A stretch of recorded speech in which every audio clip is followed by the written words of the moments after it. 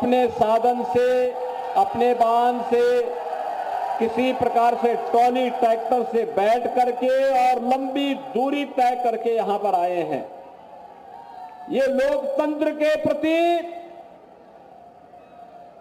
आप सबकी आस्था को तो व्यक्त करता ही है, लेकिन साथ साथ देश के अंदर जो चल रहा है ना वर्तमान में, पूरा चुनाव आज राम भक्तों के बीच में और रामद्रोहियों के बीच में बढ़ करके रह गया है। एक तरफ राम भक्त है जो कहते हैं हम भारत की सुरक्षा के लिए, भारत के सम्मान के लिए, गांव, गरीब, किसान, नौजवान, महिलाओं के उत्थान के लिए, गरीब कल्याण के लिए कार्य करेंगे, और दूसरी तरफ रामद्रोही है, कहते हैं हमारी राम में आस्था नहीं, राम मंदिर बेकार बन गया, यही बोल रहे हैं। और जब इनको सत्ता में आने का अवसर प्राप्त होता है तो बहनों और भाइयों, ये हर जगह डकैती डालने में बड़े माहिर होते हैं। और इसीलिए ये रामद्रोही बातों से नहीं मानते हैं, इससे लोग घबराते बहुत हैं।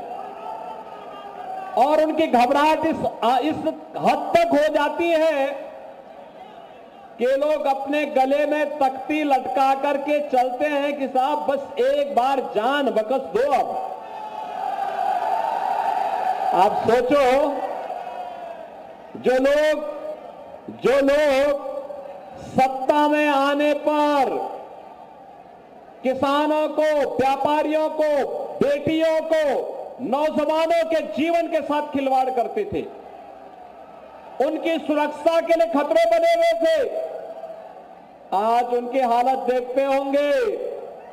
जो पहले गरीबों की जमीनों पर कब्जा करते थे, व्यापारियों से रंगदारी वसूली करते थे, बेटी की सुरक्षा के लिए खतरा बने हुए थे, आज जब उनके गले में तख्ती देख करके जान की भीख मांगते हुए आप देखते होंगे तो आपको भी खुशी होती होगी ना? होती है कि नहीं होती है? और बहनों और भाइयों, ये सुरक्षा की गारंटी केवल भाजपा दे सकती है। ये भाजपा दे सकती है। कांग्रेस और समाजवादी पार्टी का गठबंधन सुरक्षा पर सेंध लगाने वाला गठबंधन है। हर व्यक्ति की जेब को में डकैती डालने वाला गठबंधन है।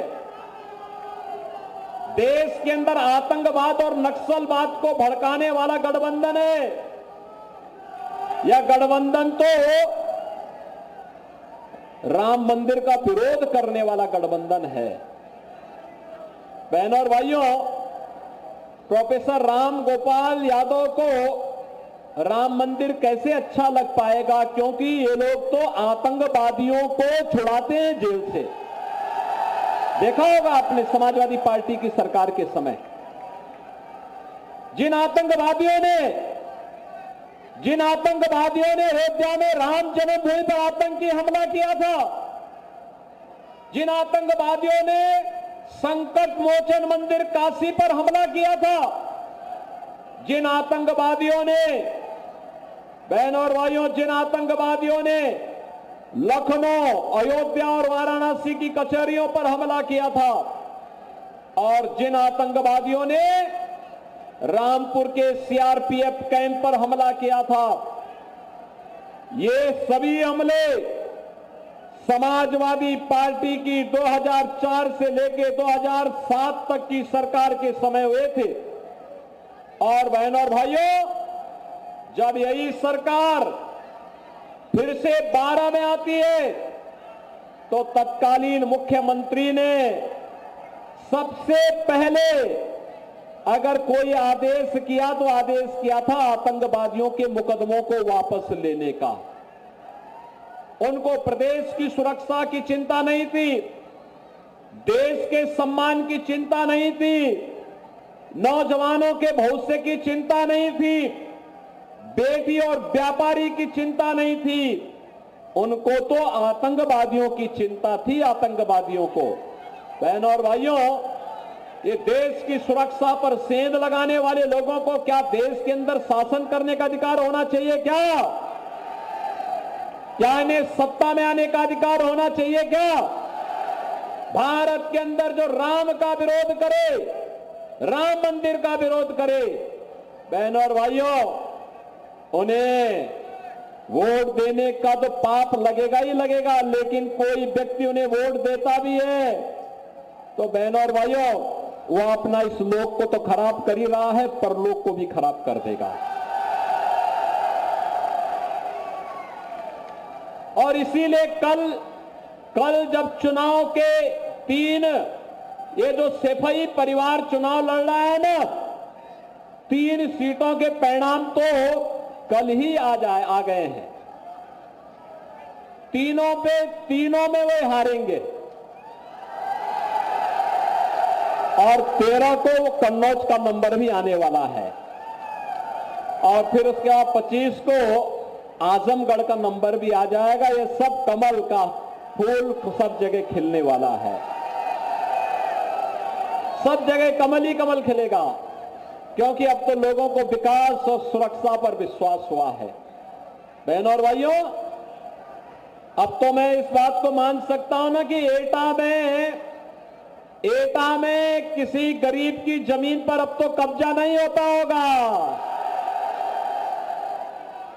गरीबों की जमीनों पर और ग्राम पंचायत की जमीन पर अब कोई ईंट का भट्टा नहीं खोल सकता है ना। अब तो विश्वास हो गया है ना। और इसीलिए आया हूं बहनों भाइयों आपसे कहने के लिए, ये जो परिवर्तन हुआ है ये यूपी में, ये समाजवादी पार्टी की सरकार थी। बहनों और भाइयों, आपने देखा होगा कर्फ्यू लगता था, दंगे होते थे। आज दंगा नहीं है यूपी में, कर्फ्यू भी समाप्त हो गया है।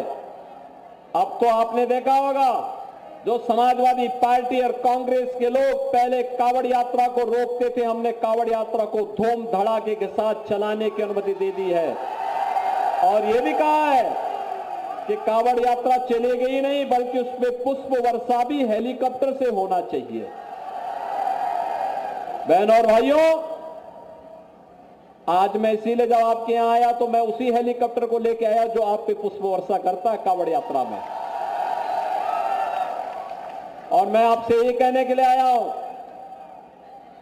आज विरासत भी है और विकास भी है।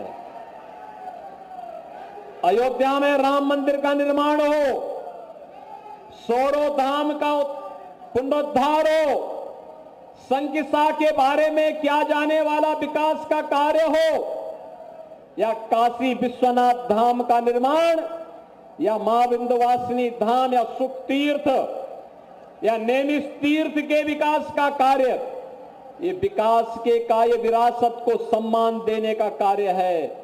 क्योंकि मोदी जी ने कहा है गुलामी के अंशों को समाप्त करेंगे और विरासत का सम्मान करेंगे। ये विरासत यही है कि हम अपने धामों को, अपने तीर्थों को, अपने आराध्य देवों के पवित्र स्थलों को, अपने महापुरुषों से जुड़े हुए स्थलों का पुनरुद्धार करेंगे, उनका सुंदरीकरण करेंगे। और विकास वही है जो हाईवे के रूप में, रेलवे के रूप में, मेट्रो के रूप में, 1 डिस्ट्रिक्ट 1 मेडिकल कॉलेज के रूप में, IIT, IIM, AIIMS, NIT, triple IT या वर्ल्ड क्लास यूनिवर्सिटी के रूप में, हर घर नल की योजना के रूप में जो आपको प्राप्त हो रहा है, ये विकास है। विकास के बारे में अभी मुकेश राजपूत भी बोल रहे थे और सत्यपाल सिंह राठौर भी कह रहे थे कि हमें 4 लेन से जुड़ना है। हमने कहा आपका काम हो गया, चिंता मत करिए, सब काम तो धड़ल्ले से होते हैं, इसकी चिंता नहीं करनी है। चिंता जनता जनार्दन की चिंता जनप्रतिनिधि करे और सुरक्षा और विकास की चिंता हम लोग लखनऊ और दिल्ली में बैठ करके कर लेंगे। बहनों और भाइयों, आज जो परिवर्तन हम सबको देखने को मिल रहा है यूपी में या देश में, ये केवल और केवल मोदी जी के यशस्वी नेतृत्व के कारण हुआ है। प्रधानमंत्री मोदी जी का यशस्वी नेतृत्व कश्मीर से लेके कन्याकुमारी तक, अटक से लेके कटक तक, ये जो पूरा भारत है आज, बहनों और भाइयों, इस पूरे भारत के अंदर आज जो बदली हुई तस्वीर दिखाई दे रही है, इस तस्वीर के नेतृत्व करता है मोदी जी। प्रधानमंत्री मोदी जी दुनिया के अंदर भारत का सम्मान बढ़ा रहे हैं, देश की सीमाओं को सुरक्षित कर रहे हैं, आतंकवाद और नक्सलवाद का खात्मा कर रहे हैं, नौजवानों के लिए मिशन रोजगार के माध्यम से नौकरी प्रदान कर रहे हैं और गरीब कल्याणकारी योजनाओं की तो कोई गिनती ही नहीं। आप सोचो, अरे शर्म आनी चाहिए राम का विरोध करने वालों को, इनको पूछना चाहिए भगवान राम का समय, राम राज्य का समय है और यहां पर समाजवादी पार्टी के प्रत्याशी वोट जिहाद की बात करते हैं। आप सोचो, भारत क्या शरीयत और जिहाद से चलेगा क्या? भारत को तो हमें संविधान से चलाना है। बाबा साहब भीमराव अंबेडकर के संविधान से भारत चलेगा। बाबा साहब भीमराव अंबेडकर के संविधान के माध्यम से भारत की एकता और अखंडता के लिए, विरासत और विकास के कार्यों को एक बढ़ाने के लिए, उनके समय में गरीब भूखा मरता था, आज 80 करोड़ लोग फ्री में राशन की सुविधा का लाभ प्राप्त कर रहे हैं। प्राप्त कर रहे हैं कि नहीं कर रहे हैं? उनके समय में स्वास्थ्य सुविधा के अभाव में लोग मरते थे, दम तोड़ते थे। और बहनों और भाइयों, आज 60 करोड़ लोगों को 5 लाख रुपए की आयुष्मान भारत की सुविधा प्राप्त हो रही है। 5 लाख रुपया हर साल। और हमने यूपी में एक व्यवस्था और कर रखी है, अगर कोई व्यक्ति बीमार होता है, आयुष्मान का कार्ड नहीं है, पैसा नहीं है, तो हम लोग कहते हैं वो कोई विधायक, कोई सांसद, कोई पूर्व विधायक, कोई भाजपा का जिलाध्यक्ष, कोई पूर्व सांसद या फिर पीड़ित स्वयं भी हमें पत्र लिख देता है कि बीमार हैं, उपचार नहीं करा पा रहे हैं, तो हम कहते हैं चिंता मत करो, हम आपके अकाउंट में पैसा भेज रहे हैं। सीधे उसके अकाउंट में पैसा भेज के कहते हैं जाओ अपना उपचार कराओ।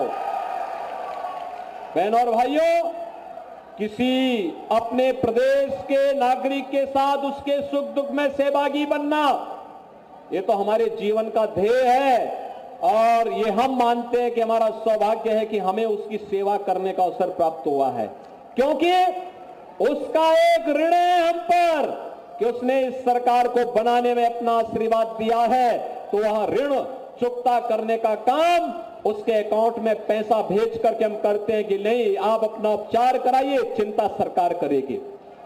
बहनों और भाइयों, इस समाजवादी पार्टी की सरकार के समय एक गरीबों के लिए जितना पैसा आता था, ये जितने महाभारत के रिश्ते इनके परिवार में है, कोई काका है, कोई भतीजा है, कोई और भी मामा है, कोई कुछ और भी है, तमाम रिश्ते हैं, सभी जो रिश्ते इसमें चुनाव भी लड़ रहे हैं, ये सभी हड़प जाते थे। नौकरी आती थी, कोई चाचा कहीं निकल रहा है, कोई भतीजा कहीं झोला लेके निकल रहा है और नौजवानों की नौकरी को ही हड़प जाते थे। और तो बहनों और भाइयों, जनता जनार्दन ने 2014 में मोदी जी को चुना और 2017 में मोदी जी के आह्वान पर उत्तर प्रदेश के अंदर भारतीय जनता पार्टी की सरकार लेकर के आए और आज हम लोगों ने संकल्प लिया कि नौजवान की नौकरी पे सेंध लगाने वाला जेल जाएगा और उसकी संपत्ति को हम लोग वापस लेकर के उसको गरीबों में बांटने का काम करेंगे। इस समाजवादी पार्टी की पीड़ा क्या है? बहनों और भाइयों, इसकी पीड़ा, सबसे ज्यादा पीड़ा इनकी तो ये है कि जो इनके गले के हार थे, उन माफियाओं के खिलाफ कार्रवाई क्यों हो रही है? क्योंकि ये लोग व्यापारियों को प्रताड़ित करते थे, ये लोग नौजवानों के भविष्य के साथ खिलवाड़ करते थे, ये लोग किसानों की रकम को हड़प जाते थे, ये बेटी की सुरक्षा पे सेंध लगाते थे। और आज आपने देखा होगा समाजवादी पार्टी की सरकार के समय इलाहाबाद के विधायक राजू पाल की किस निर्ममता के साथ हत्या हुई थी और हत्यारों को इस सपा की सरकार बचाने का कार्य कर रही थी। कैसे सर्वदेव कल्याण सिंह जी की मृत्यु हुई, समाजवादी पार्टी ने एक भी शब्द संवेदना के व्यक्त नहीं किए। और बहनों और भाइयों, एक तरफ राम भक्त पूर्व मुख्यमंत्री कल्याण सिंह की मृत्यु पर समाजवादी पार्टी संवेदना व्यक्त नहीं करती है, वहीं अभी आपने देखा होगा एक माफिया मरा था, उस माफिया के घर में घड़ियाली आंसू बहाने के लिए समाजवादी पार्टी के नेता गए हुए थे। ये माफिया समर्थक है, ये माफियाओं की पैरवी करते हैं, वे माफिया जो गरीबों का खून चूसते हैं और माफियाओं को ये लोग पैरवी करते हैं, तो इनसे सुरक्षा की उम्मीद करते हैं आप। इसलिए बहनों और भाइयों, मैं आप सबसे अपील करने के लिए आया हूं, ये गरीब कल्याण हो या विकास, सुरक्षा हो या सम्मान, विरासत हो या विकास, ये केवल और केवल भाजपा कर सकती है। और इसलिए भारतीय जनता पार्टी आपके पास आई है। पूरे देश के अंदर मोदी जी के नेतृत्व में एक ही लहर है, और वह है कि फिर एक बार मोदी सरकार का।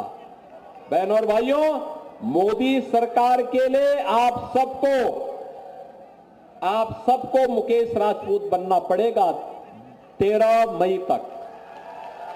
सहमत है? बनेंगे? सबको बनना पड़ेगा। मोदी जी का और योगी जी का प्रतिनिधि बनना पड़ेगा, घर घर जाना पड़ेगा और घर घर जाकर के लोगों को हमारी अपील सुनानी पड़ेगी कि देश के विकास का चुनाव है। ये चुनाव केवल चुनाव नहीं है बहनों और भाइयों, ये केवल सत्ता प्राप्त करने के लिए नहीं है, भारत को विकसित भारत के रूप में स्थापित करने का, आत्मनिर्भर भारत के रूप में स्थापित करने का चुनाव है।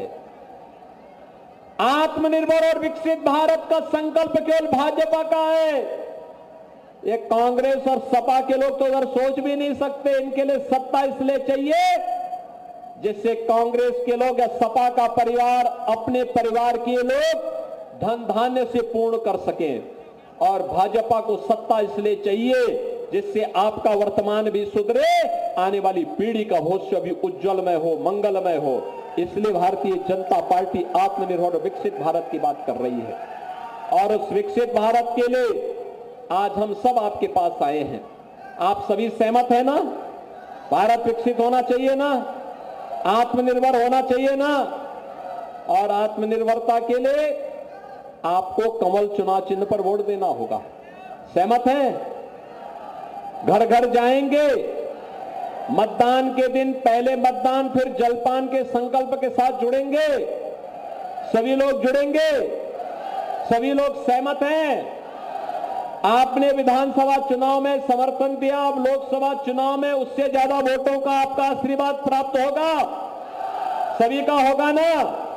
तो बहनों और भाइयों, चुनाव के बाद फिर मैंने कहा है सत्यपाल सिंह राठौर से भी और मुकेश राजपूत से कि मैं आऊंगा यहां की योजनाओं का शिलान्यास उद्घाटन करने के लिए। तो उसके लिए अभी से तैयारी करिए और मुकेश राजपूत को इतने भारी बहुमत से विजयी बना करके भेजिए कि जो जिहाद की वकालत करने वाले लोग हैं, इन सब की जमानत जब्त हो जाए और आगे से चुनाव लड़ना ही ये लोग भूल जाए। सहमत है ना? तो फिर मेरे साथ बोलेंगे, भारत माता की, भारत माता की, भारत माता की।